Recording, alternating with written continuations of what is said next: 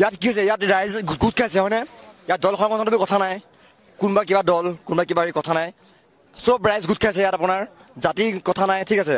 ইয়াত আমি ধিংবাসী হৈ পেলাই আমাক ন্যায় লাগে, মুঠতে অতিথি শৃংখলাই কৈ যোৱাৰ দৰে মুঠতে অপৰাধীক কৰায়ত্ব কৰিব লাগে আৰু 3টা গুলি অসম চৰকাৰে তেওঁলোকৰ কাৰণে মানে ত্যাগ দিব লাগে। কথা কি ক'ব নোৱাৰে গুলি চাব, গুলি দিলে গুলি এটা যদি গুলি মাৰে, এজনক যদি এটা গুলি মাৰি কি হ'ব? এবাৰ আৰু আমাৰ গুলিবিলাক ক'ত লাগে জানে নাই? ভৰিত লাগে।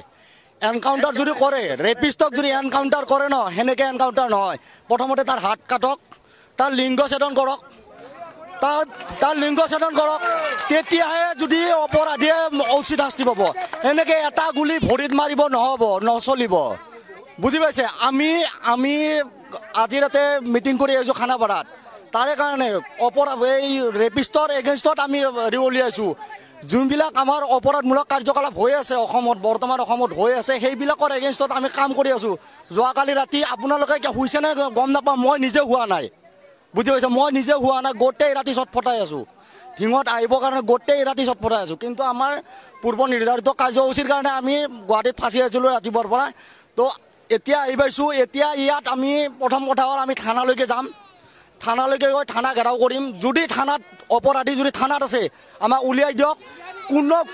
কোনো ধৰণৰ আমি কম্প্ৰমাইজ নকৰোঁ। অপৰাধীৰ লগত কোনো ধৰণৰ কম্প্ৰমাইজ নাই, আমাৰ আমি মানিবই লাগিব।